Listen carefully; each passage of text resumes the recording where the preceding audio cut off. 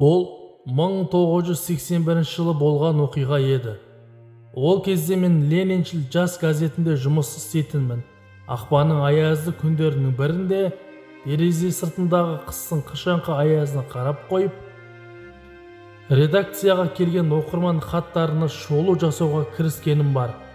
Кенет көзім көк конверт ішінен шыққан шағын парақтағы төмендегідей сөйлем жолдарына түспесі бар ма? Онда 1954-1960 жылдары аралығында Орынбор авиация училищесінде оқытушы болған мен осы оқу орнының түлегі тұңғыш ғарышкер Юрий Алексеевич Гагаринге сабақ бергенімді қазір жиі еске аламын. Жақыпбек Ысқақов, Целиноград қаласы деп жазылыпты. Хат иесі бұдан кейін өзінің облыс орталығындағы ауыл шаруашылығы институтында кафедра меңгерушісі болып қызмет істейтінін айтқанда, одан басқа бір параққа бұрынғы әскери жұмысын айғақтайтын құжатының көшірмесін, өмірбаяндық анықтамасын тіркепті.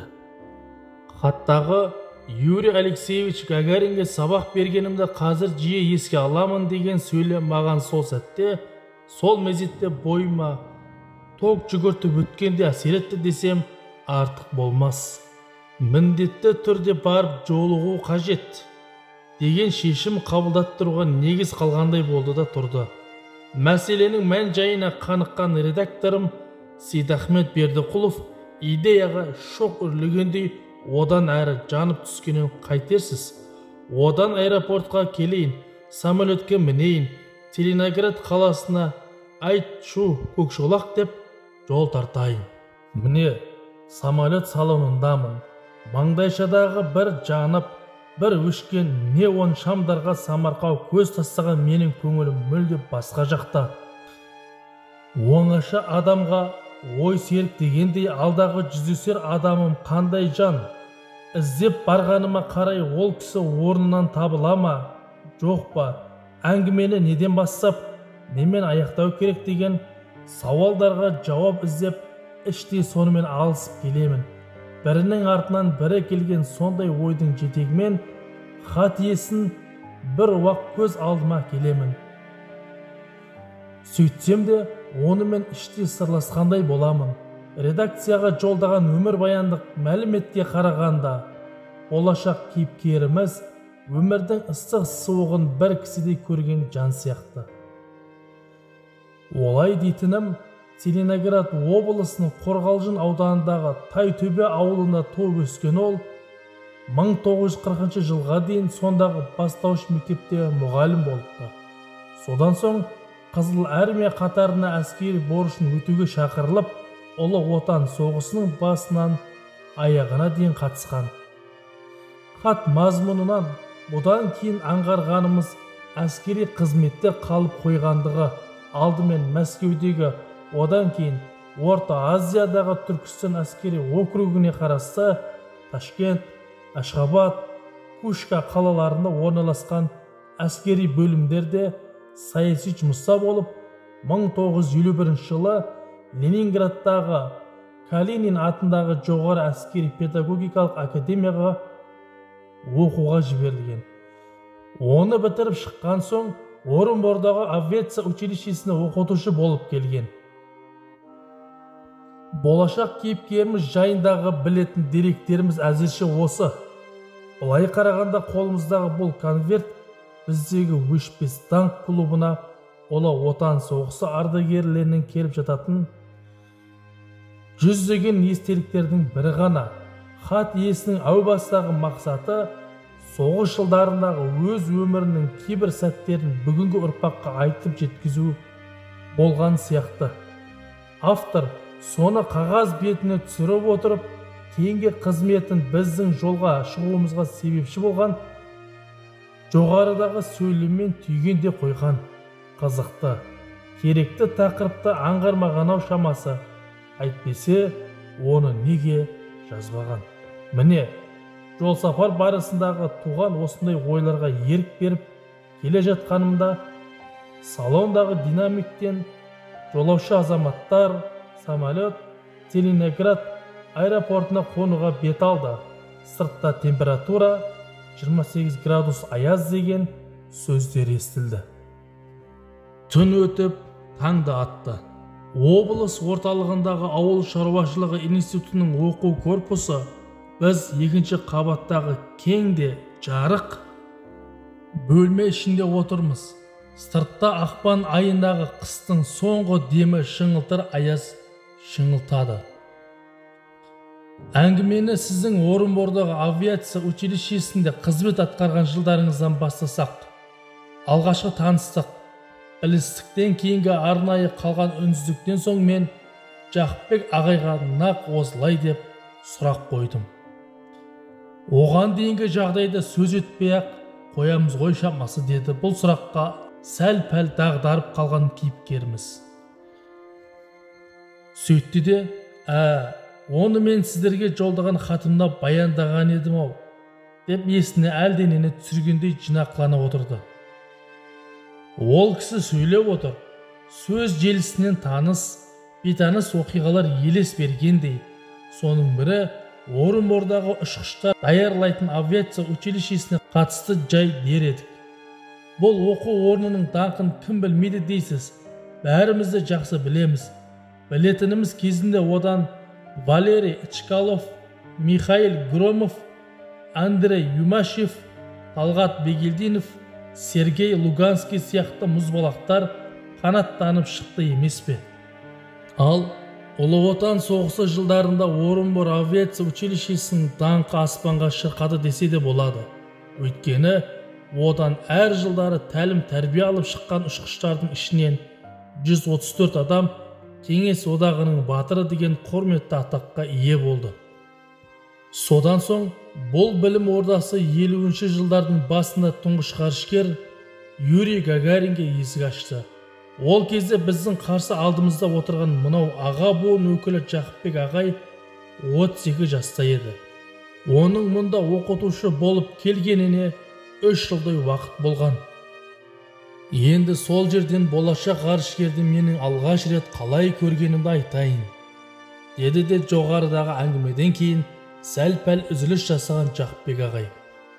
Кезінде патшалық Ресей армиясы артиллеристерінің оқу үйі болған 5 қабатты осы ғимаратта 1955 жылдың желтоқсанында жаңадан қабылданған жігіттерді іріктеу жұмысы жүріп жатты. Бір адам мұнда келсін деп хабарлады кезекші офицер оқытушылардан алыстау тұрған жауынгерлерге. Біздің алдымызға қағылес жігіт келіп әскери тәртіппен сәлем берді. Жасыңыз 21-демін, жолдас полковник. Училищеге келгенге дейінгі өмір жолыңыз, мектеп партасы, кәсіптік техникалық училище, содан соң аэроклуб. Аты жөніңіз Гагарин Юрий. Ертедегі сенат мүшелерінің бірі граф Гагаринмен фамилиялас болып шықтыңыз ба қалай деді. Осы мезетте манадан бері үнсіз отырған училище директоры қуа қылана жымиып, ол кісінің ерекше бір қасиеті курсанттармен танысу үстінде олардың аты жөнін жаңағыдай әзіл қалжың арқылы есіне ұмытпастай етіп ұстап қалатындығы еді. Ұқсастық шығар, атамның атасы, қара шаруалар, естуінше жұрт оларды деревнядан әрі аттап баспай, балташылықпен айналысқан шеберлер деседі. Сол қасиет әкейге де жұққан. Ол кісі ағаш түрлерін тақтайдың жаңқасы мен үгіндісінің иісінен ақ таниды екен. Қалжың ғой жолдас курсант, қалжың. Жай айтамын, келесі сұраққа жауап беріңіз. Міне, мен оны болашақ ғарышкер Юрий Алексеевич Гагаринді алғаш осылай көрдім. Осылай таныдым. Курсанттың аты жөні, төр тұлғасы, училищеге қабылданар сәттегі жоғарыдағыдай әзілден кейін есімде мықтап қалып қойды. Оның Орынбор авиация училищесі қабырғасында өткен жылдары жайлы не айтар едіңіз? Уақыт шіркін зулап өткенімен ол адамның өзі куәгер болған жайларын санадан жойып жібере алмайды ғой деді. Жақыпбек аға бұл сұраққа да ойлана тіл қатып, Юраны мен сол кездері өз қатарынан оқшау тұрған жан еді деп айта алмаймын. Өйткені училище курсанттарының бәрі бір-біріне өте ұқсас, бірінің қимылын екіншісі толықтырып тұратын.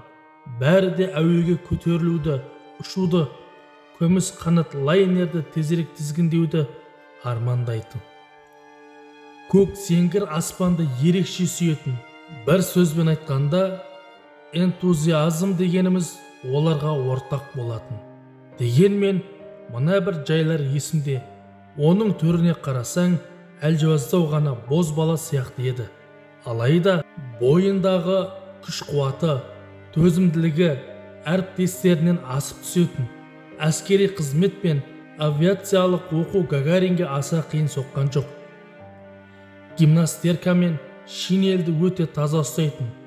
Өйткені ол талай жылдар бойы жатақханада тұрып, әскери тәртіп болмаса да белгілі бір ережемен күн кешкенді. Сондықтан курсант Гагарин үшін солдаттық өмір, взвод коллективі, сапқа тұрып рапорт беру, жорық әндері, тіпті таңертеңгілік тұрыңдар деген кезекшінің қатқыл үні де жат еместі. Дене жынықтыру бөлмені жинастыру, казармадан асханаға барардағы қағида, бәрі оған ұнайтын. 1956 жылдың 8 қаңтары Орынбор авиация училищесіндегі жас курсанттар үшін, оның ішінде Гагарин үшін де ұмытылмас сәтке айналды. Бұл күні Юра алғашқылардың қатарында салтанатты жағдайда отанға, халқына адал болуға әскери ант берді. Училищеде оқып жүрген кезінде ол бір рет тәртіп бұзып көрген емес. Барлық пәндер бойынша өте жақсы оқыды. Алғаш оқу жылынан кейін-ақ әскери басшылық Юрий Гагаринге сержант атағын беріп, оқу бөлімшесінің командир етіп тағайындады. Ол теориялық пәндерді ерекше сүйетін, реактивті самолеттерде әскер ұшқыш өнерін тез меңгеріп, алғашқылардың бірі болып, өз бетімен ұшуға рұқсат алды. Училище әскери басшылығының оған офицерлік атақ беру туралы жазған мінездемесінде оның бойындағы ұшқышқа қажет қасиеттер мен білімі, ұлы отанына деген сүйіспеншілігі атап көрсетілді. Ал Юрий Алексеевич Гагарин содан кейін 4 жыл өткен соң тұңғыш ғарышкер атанып, өзін барша әлемге паш еткенде ұстаздары шексіз қуанышқа бөленді. Бірақ таңданған жоқ, өйткені бұл солай болатын және солай болуға тиіс заңдылық еді. Өз шәкіртіңіздің ғарышқа самғағанын қашан және қалай естідіңіз? Орынбор авиация училищесінде сабақ берген 7 жылға жоқ уақыттан кейін мен Сызран қаласындағы вертолет ұшқыштарын даярлайтын училищеге ауыстырылдым. 1961 жылдың сәуір айындағы көктем күндерінің бірі болатын. Ойымда ештеңе жоқ, қалыптасып қалған әдетпен таңертеңгілік соңғы хабарды тыңдау үшін радио қабылдағыш құлағын бұрап қалдым. Байқаймын, маңызды хабар беріліп жатқан сияқты. Дыбыс күшейткіш тетікті одан әрмен бұрай түсіп тыңдай қалдым. Одан сол мезетте Восток ғарыш кемесінің бортында Кеңестік социалистік республикалар одағының азаматы, авиация майоры Юрий Алексеевич Гагарин деген сөздер естілді. Ғарыш кемесі несі? Ол қай Гагарин деймін іштей. Шынымен сол ма? Сол болса, ол лейтенант еді ғой.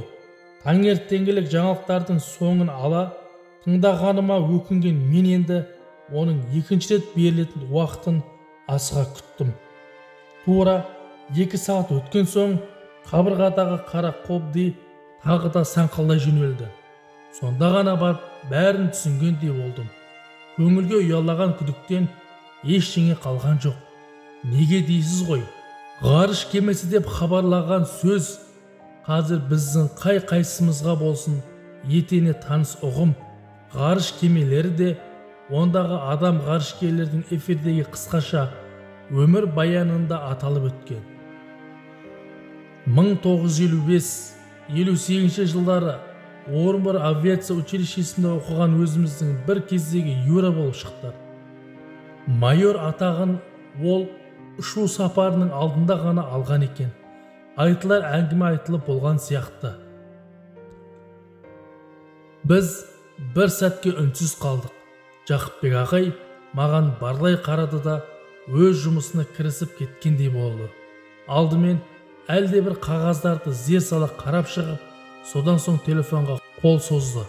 Одан кейін кафедрадағы қызметкерлеріне тапсырмалар бере бастады.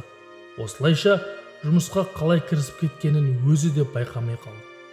Ол кісі үшін өткен күндер мен бүгінгі күнделікті істер кезінде солай болған, солай болуға тиіс, қарапайым ғана еңбек ырғағы сияқты.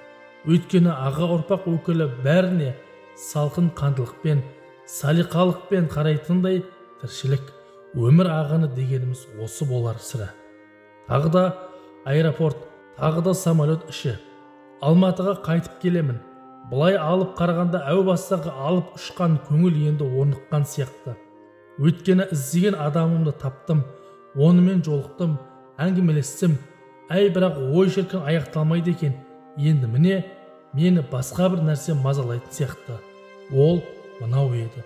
Біз көп ретте өзімізбен қатар жүрген, өз дәуірімізде өмір сүрген кейбір тағдыры қызық жандардың көңіл түкпіріне, өмір иірімдеріне мән бере бермейтін тәріздіміз. Тарих, оның беттері жоғарыдағыдай адамдардың жұмыс барысындағы бір сәттік оқиғасынан шағын сөйлем болып жазылмай ма? Олар келе сала сол тарих оқулығын құрайтыны анық. Оның бірі өзіміз жоғарыда әңгіме еткен Жақыпбек ағайдың тұңғыш ғарышкер Юрий Алексеевич Гагарин жайында айтқан ешбір әсірелеусіз қарапайым естелігі. Бұл бір ғана адамның өмір жолынан алынған жайлар. Ал мұндай тағдырлар бізде қаншама десеңізші. Авторлық анықтама. Содан бергі арада 17 жыл уақыт өтіпті. Уақыт қандай жүйрік десеңізші. Шіркін, бұл кезеңде Қазақстан тәуелсіз ел атанды. Республикамыздың астанасы Алматыдан Ақмолаға көшті. Осы жолдардың авторының өмірінде де өзгерістер болғаны анық. Ол Алатау етегіндегі елден арқа жеріне келіп, Ақмола ақшамы газетінде жұмысын ауыстырып жатқан кезде хабар агенттігінен 1998 жылы 11 сәуір кешкі сағат 21:15-те тұңғыш ғарышкер Юрий Алексеевич Гагаринге сабақ берген ақмолалық Жақыпбек Ысқақов туралы сюжет беріліп жатты. Мақала авторы одан өзінің кейіпкерінің тірі екенін біліп, сау саламат жүріп жатқанына қуанды. Сөйтті де оның бұрынғы Монин көшесіндегі өзі білетін пәтеріне баруға аттанды. Мәлімет ашылмаған аралдар кітабынан алынды.